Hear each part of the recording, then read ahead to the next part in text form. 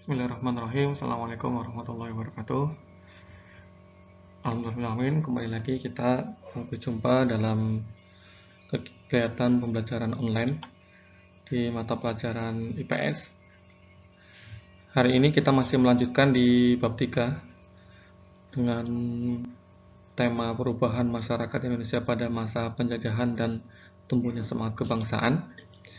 Nah, untuk hari ini kita memasuki subtema kedua, yaitu tentang kondisi masyarakat Indonesia pada masa penjajahan. Ya, setelah di pertemuan yang lalu, pertemuan hari Senin, kita sudah membahas tentang latar belakang kedatangan bangsa Eropa ke Indonesia, apa saja alasannya, dan juga bagaimana cara kedatangan mereka ke Indonesia ya. Mungkin kalian ingat kemarin kita sudah membahas ya, kurang lebih ada kira-kira ada materi tentang imperialisme kuno dan imperialisme modern yang ditandai dengan munculnya revolusi industri di Inggris ya, dimana akibat dari revolusi industri tersebut menyebabkan keinginan masyarakat Eropa untuk melakukan penjelajahan yang pada akhirnya kemudian mereka dapat menjelajah wilayah-wilayah atau daerah-daerah di dunia ini dengan waktu yang cukup cepat, lebih singkat, sehingga proses penjelajahan mereka dapat lebih luas dan pada akhirnya mereka yang tadinya motifnya 3G ya, Gold, Gospel, dan Glory, yang kemudian berkembang menjadi imperialisme modern yang motifnya adalah tentang keuntungan ekonomi untuk masyarakat Eropa. Nah, kita langsung lanjut saja di materi yang kedua ini, subtema yang kedua tentang kondisi masyarakat Indonesia pada masa penjajahan. Namun sebelum itu, terlebih dahulu akan saya sampaikan tujuan pembelajaran kita, yaitu kalian diharapkan dapat menjelaskan kondisi masyarakat Indonesia pada masa penjajahan. Bagaimana kondisinya? Ya, apa saja kebijakan-kebijakan yang dilakukan oleh pemerintah kolonialisme, imperialisme Eropa, pemerintah kolonialisme Barat di Indonesia, dan dampaknya bagi masyarakat Indonesia. Kondisi masyarakat Indonesia pada masa penjajahan, apa saja yang dialami oleh bangsa Indonesia pada masa penjajahan. Perkembangan kolonialisme dan imperialisme Barat di Indonesia menyebabkan perubahan masyarakat Indonesia dalam berbagai bidang ya. Pemerintah kolonial menerapkan kebijakan yang sangat merugikan ya bagi bangsa Indonesia. Apa saja itu? Yang pertama akan kita bahas adalah tentang bagaimana pengaruh monopoli dalam perdagangan. Ya, jadi salah satu kebijakan kolonialisme, imperialisme Barat di tanah jajahan adalah melakukan kegiatan monopoli perdagangan. Bagaimana pengaruhnya? Nah, pada awal kedatangannya, bangsa-bangsa Barat diterima dengan baik oleh rakyat Indonesia. Ya. Hubungan perdagangan antara bangsa Indonesia dengan bangsa Barat berubah menjadi hubungan penguasaan atau penjajahan. VOC terus berusaha memperoleh kekuasaan yang lebih dari sekedar jual beli.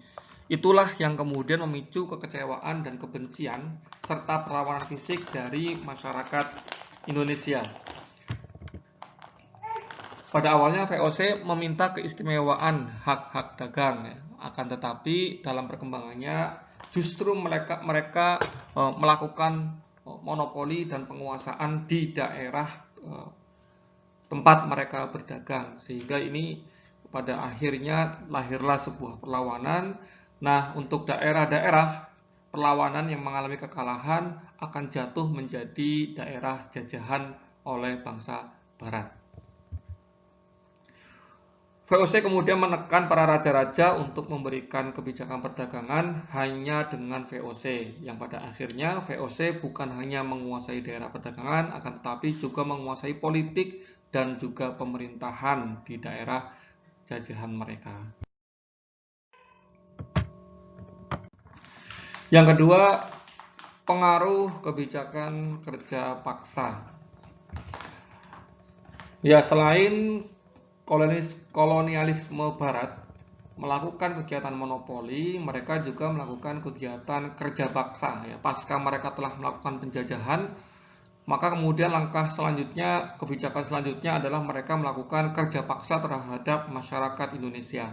Gubernur Jenderal Dendles yang memerintah pada tahun 1808 sampai 1811 melakukan berbagai kebijakan seperti pembangunan militer, jalan raya, perbaikan pemerintahan, dan perbaikan ekonomi. Mungkin salah satu yang kalian kenal, ada salah satunya adalah kebijakan pembuatan jalan ya, jalan raya dari Anyar sampai Panarukan.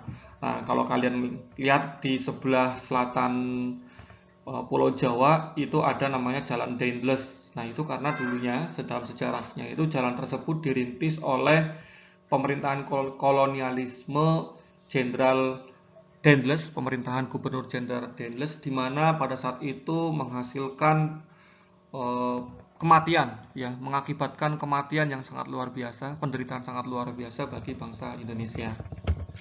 Nah, salah satu kebijakan yang paling terkenal di sini tadi sudah saya sampaikan adalah pembangunan jalan raya pos ya, Anyer Panarukan. Nah, jalan raya pos ini sangat penting bagi pemerintah kolonial, di mana jalan tersebut dibangun dengan tujuan utama untuk kepentingan militer pemerintah kolonial. Dalam perkembangannya, jalan tersebut menjadi sarana transportasi pemerintahan dan mengangkut berbagai hasil bumi. Pengaruh kerja paksa lainnya, ya, ada pembangunan Jalan Anyer Panarukan tersebut dilakukan oleh tenaga manusia. Tadi sudah saya jelaskan ya. Puluhan ribu penduduk dikerahkan untuk membangun jalan tersebut. Rakyat Indonesia dipaksa Belanda untuk membangun jalan, mereka tidak digaji, bayangkan, dan tidak menerima makanan yang layak. Akibatnya ribuan penduduk meninggal, baik karena kelaparan maupun penyakit yang dideritanya. Pengerahan penduduk untuk mengerjakan berbagai proyek Belanda disebut dengan istilah kerja paksa atau dalam istilah lainnya adalah kerja rodi. Yang ketiga adalah kebijakan pengaruh sistem sewa tanah. Nah, selain tadi ada kebijakan kerja paksa, mereka juga ada sistem sewa tanah. Kok bisa? Mereka bisa melakukan sewa tanah.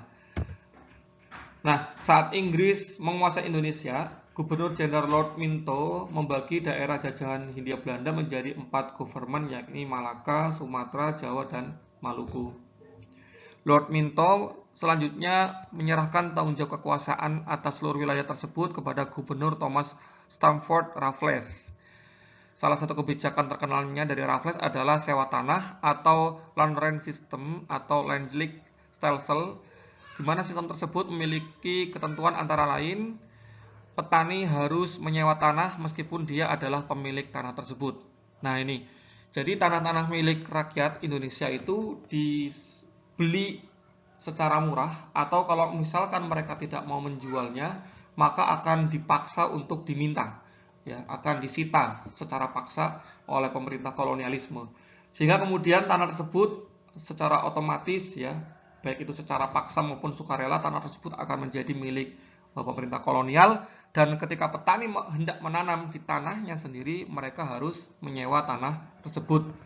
Nah, harga sewa tanah tersebut kemudian tergantung kepada kondisi dari tanah tersebut ya.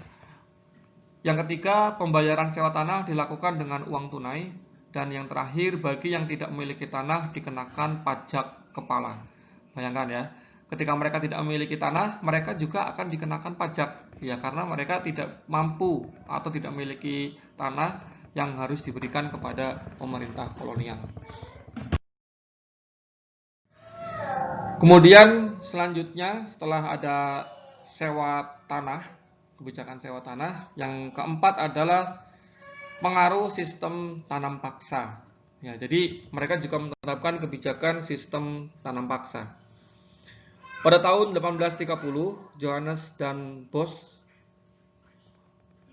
menerapkan sistem tanam paksa atau culture stelsel, Ya, kebijakan ini diberlakukan karena Belanda menghadapi kesulitan keuangan akibat Perang Jawa atau Perang Diponegoro dan Perang Belgia.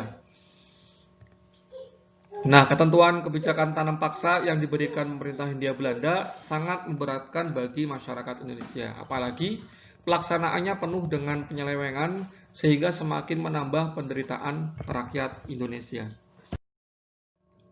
Banyak ketentuan yang dilanggar atau diselewengkan baik oleh pegawai Belanda maupun oleh pegawai pribumi sendiri. Ya, jadi banyak praktek-praktek penekanan dan pemaksaan terhadap rakyat tersebut, antara lain yang pertama adalah menurut ketentuan tanah yang digunakan untuk tanam wajib hanya 1/5 dari tanah yang dimiliki rakyat. Namun pada kenyataannya selalu lebih, bahkan sampai setengah bagian dari tanah yang dimiliki oleh rakyat. Nah, yang kedua, kelebihan hasil panen tanam wajib tidak pernah dibayarkan. Ya, jadi ketika hasil panennya ini berlebih, ya, ini tidak pernah dibayarkan hasilnya, ya. Kemudian yang ketiga, waktu untuk kerja wajib melebihi 66 hari dan tanpa imbalan yang memadai. Dan yang terakhir, tanah yang digunakan untuk tanam wajib tetap dikenakan pajak. Nah, jika kita merenungi ya 4 kebijakan yang dilakukan oleh pemerintah kolonialisme, maka kita akan menjumpai bagaimana penderitaan yang dialami oleh masyarakat Indonesia pada masa penjajahan. Sudah tanah mereka dipaksa, diminta atau dibeli paksa dengan harga yang murah. Kemudian mereka dipekerjakan dengan paksa juga di tanah mereka sendiri tanpa bayaran yang setimpal, atau bahkan mereka kadang tidak dibayar. Dan waktu kerja yang sangat lama dan tanpa diberi makan. Apa akibatnya? Tentu kematian, tentu penderitaan. Nah, kita sebagai rakyat Indonesia harus merenungi ya bagaimana hasil dari kemerdekaan yang telah kita peroleh hari ini. Tentu harusnya memberikan semangat ya kepada kita untuk mampu hidup lebih disiplin ya, lebih kreatif ya, harus hidup cerdas ya, sehingga tidak lagi mendapatkan masa-masa penjajahan ya, mendapati masa-masa penjajahan seperti pada masa dahulu. Mungkin nggak kita akan dijajah lagi, mungkin dalam bentuk yang berbeda, apakah itu penjajahan ekonomi atau penjajahan iptek dan seterusnya. Nah, maka kita harus memiliki motivasi ya, harus memiliki motivasi, memiliki semangat, spirit ya untuk hidup tadi ya, lebih cerdas, lebih disiplin. Kemudian kita juga perlu menghormati jasa para pahlawan yang telah memperjuangkan kemerdekaan kepada kita semuanya. Mereka telah memperjuangkan kemerdekaan Indonesia, mempertaruhkan harta, mempertaruhkan jiwa mereka, keluarga mereka, ya, sehingga pada akhirnya Indonesia lahir menjadi negara yang merdeka. Coba bayangkan kalau misalkan kita masih hidup di masa penjajahan ya, di mana dunia ini sudah menjadi negara yang merdeka ya. Dunia ini banyak negara-negara yang merdeka ya. Kalian bisa merasakan bagaimana hidup seperti rakyat Palestina, bangsa Palestina yang masih terjajah, di mana tanah mereka sendiri dipaksa disita, bangunan rumah mereka sendiri juga dipaksa untuk dirobohkan dengan alasan yang tidak masuk akal ya, dengan kebijakan yang tidak masuk akal ya, padahal mereka hidup di tanah mereka sendiri. Nah, ini harus menjadi renungan buat kita semuanya. Maka bersyukurlah kalian, dan bagaimana cara bersyukurnya? Kalian maka harus bekerja keras ya, harus bekerja keras, bekerja disiplin ya, hidup menjadi rakyat Indonesia yang mampu menghormati kemerdekaan yang sudah kalian rasakan pada hari ini. Itu saja materi dari Ustadz yang bisa Ustadz sampaikan. Untuk selanjutnya silakan kalian kerjakan tugas post-test tersebut ya. Kalian Ustadz minta untuk membuat peta konsep dari materi yang sudah Ustadz jelaskan barusan. Ada 4 kebijakan pemerintah kolonialisme. Kalian buatkan peta konsep dan kemudian di peta konsep tersebut kalian jelaskan ya apa penderitaan rakyat dari hasil kebijakan pemerintah kolonialisme yang 4 tadi. Ya, silakan kalian tuliskan di buku tulis peta konsep tersebut. Kemudian hasilnya dikirimkan kepada Ustadz via Japri. Jangan lupa tuliskan nama lengkap dan kelasnya. Dikumpulkan maksimal hari ini jam 13.00. Demikian dari Ustadz. Mohon maaf apabila kurang kesalahan. Kita cukupkan. Assalamualaikum warahmatullahi wabarakatuh.